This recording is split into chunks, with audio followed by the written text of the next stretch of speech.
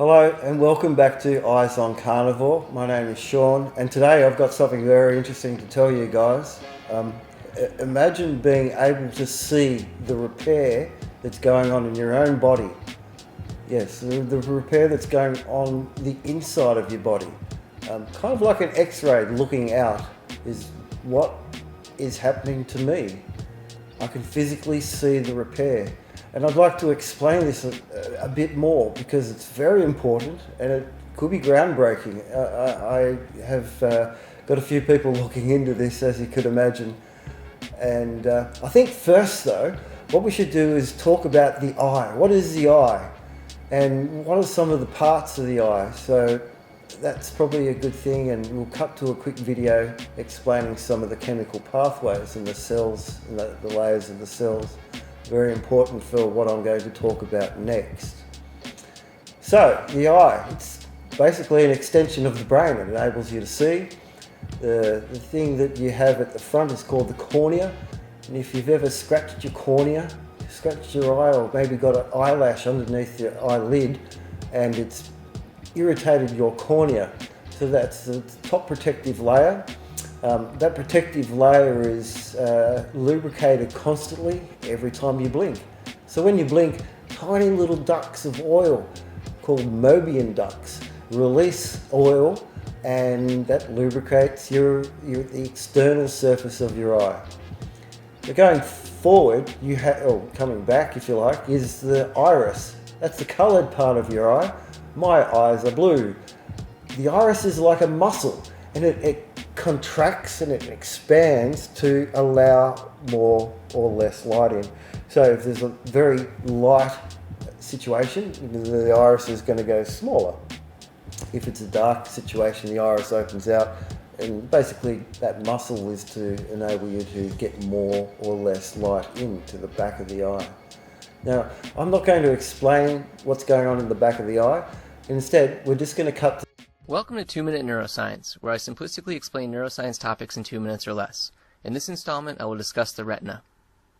The retina contains the neural component of the eye. When light reaches the back of the eye, it enters the cellular layers of the retina. The cells of the retina that detect and respond to light, known as photoreceptors, are located at the very back of the retina. There are 2 types of photoreceptors, rods and cones. Rods allow us to see in dim light, but don't allow for the perception of color. Cones, on the other hand, allow us to perceive color under normal lighting conditions. Throughout most of the retina, rods outnumber cones. In one area called the fovea, however, there are no rods but many cones. The fovea represents the area of our retina that provides our highest acuity vision, and thus is at the center of our gaze. When light hits photoreceptors, it interacts with a molecule called photopigment, which begins a chain of events that serves to propagate the visual signal. The signal is transmitted to cells called bipolar cells, which connect photoreceptors to ganglion cells. Bipolar cells pass the signal on to ganglion cells, which leave the eye in a large cluster at an area called the optic disc. The optic disc doesn't contain any photoreceptors, and so represents an area of the retina that can't process visual information, creating a natural blind spot. However, we normally don't notice our blind spot. The brain uses information from surrounding photoreceptors and the other eye to fill in the gaps in images that are processed by the retina. After leaving the retina, the ganglion cell fibers are called the optic nerve. The optic nerve carries visual information toward the brain to be processed. There are 2 other cell types in the retina that should be mentioned: horizontal and amacrine cells. Horizontal cells receive input from multiple photoreceptor cells. They integrate signaling from different populations of photoreceptor cells, make adjustments to the signals that will be sent to bipolar cells, and regulate activity in photoreceptor cells themselves. Amacrine cells receive signals from bipolar cells and are involved in the regulation and integration of activity in bipolar and ganglion cells. So I hope that explains a little bit more about the chemical pathways, the cellular pathways of the retina. The retina is obviously full of these cells, and some of the malfunction that I experience is a constant flashing on and off as the cell. And I've always explained it as the cell dying. So if you've got a photoreceptor cell, it dies and it turns on and off. But I delved into this a little bit more, and I found very interesting information about the various cells, the bipolar cells, the horizontal cells, the amacrine cells, very interesting to me, and the ganglion cells at the back, which then thusly goes to the brain, so up the optic nerve. So what I found out, this flashing that I have, which occurs between 10 and 50 hertz. So hertz being a flash per second. So maybe 10 times per second. I think in my case, maybe a little bit faster than that. It's, I estimate halfway in between, so 25 flashes per second. And that's probably a very hard thing to measure because it's cells at the back of the retina, and very hard to do tests. Obviously a lot of that would be damaging. The amacrine cells are very interesting to me. Amacrine, A-M-A-C-R-I-N-E. The amacrine cells have been suggested to do many functions, and including edge detection and just general functions. And these things can cause an oscillation as they turn on and off in an unregulated manner. So when you are looking at light, the frequency of the light is generally what is being detected by the eyes, and the signals going to the brain. So it's all flashes. So a certain flash might be signaling colour at a certain wavelength, and our eyes perceive that as colour.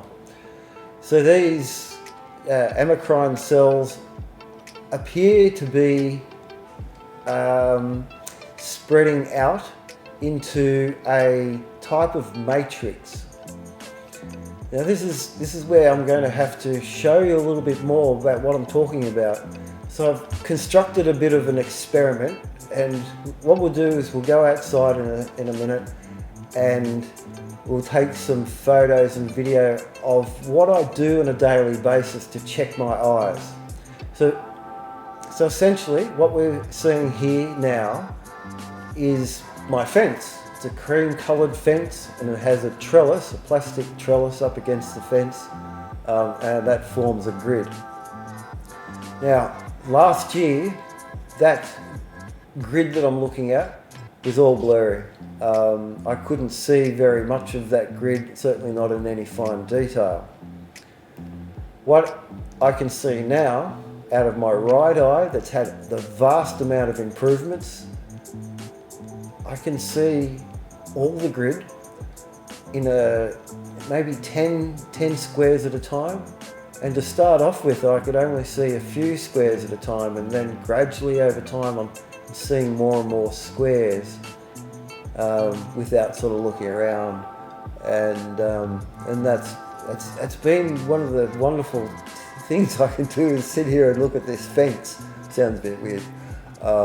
And I've been obviously appreciating many other things that I've been missing out on for so many years.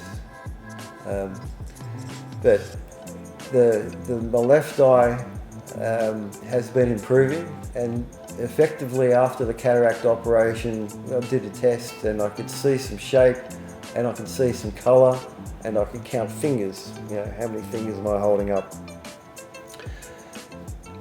With looking at this fence with this grid with my left eye, what I'm seeing is a mesh, like a fly screen, a very fine fly screen, and I'm looking through this mesh.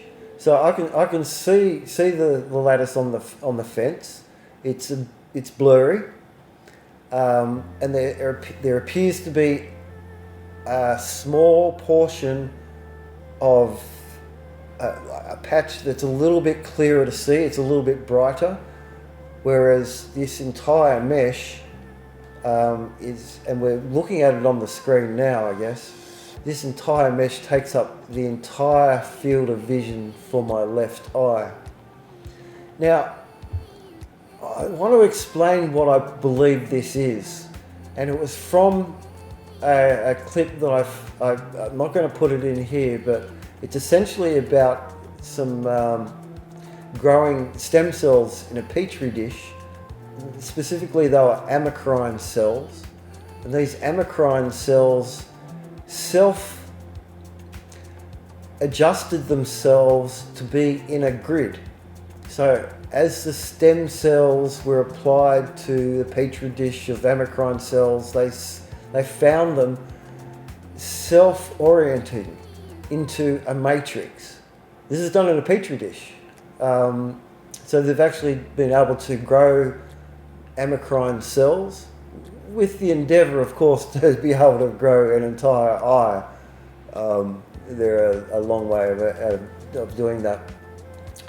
And part of this stem cell technology, they've often used for retinal tears, a mesh, a scaffold, if you like, that they can insert in the eye, and then they can put the stem cells on top that may have been differentiated in order to grow new retina structures. And I'm not quite sure which retina structures we're talking about here. I guess the ultimate aim is to regrow photoreceptor cells, the rods and the cones providing the colour and edge detection, whereas the rods are more for nighttime and movement. So this is very interesting. The fovea is F-O-V-E-A, is a central part of your eyes which holds cones primarily. So your central vision is mostly responsible for receiving colour. So I'm receiving full colour, I mean beautiful hues with great clarity and great detail. So that means that one of the theories that has been posted to me, suggested to me, was a thing called biometric feedback, whereby you can train your eyes to use the rod cells.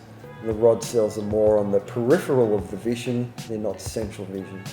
So what I'm experiencing is very, very sharp detail and colour, and edge detection, which is basically your fovea, and it's not a non-fovea type thing that's going on. So that's my right eye.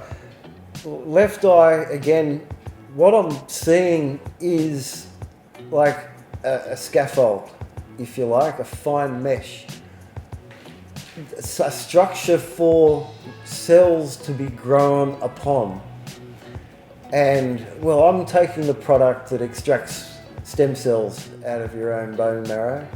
I'm taking enough. I've got about the same amount of stem cells as an 18-year-old kicking around in the bloodstream and doing their things.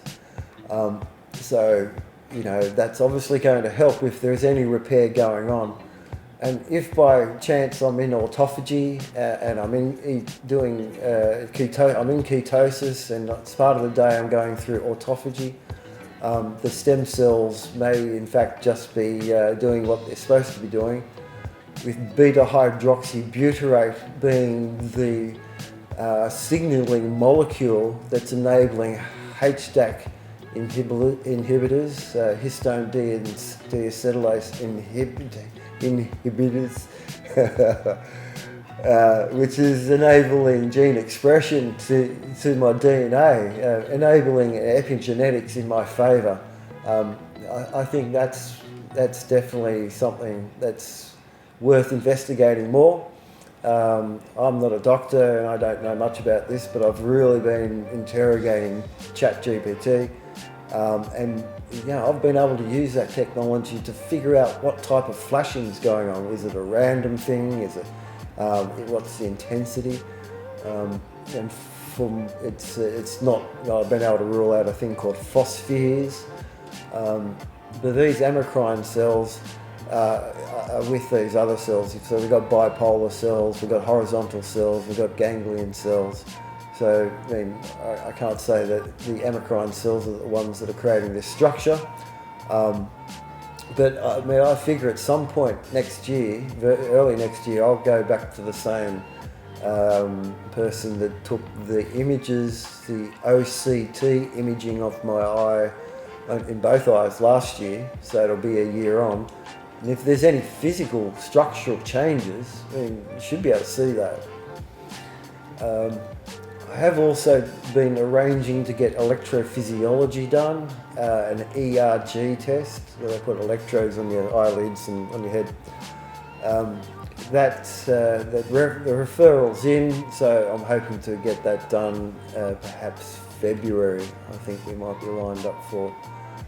So we're getting more tests done. So this is my fingers crossed.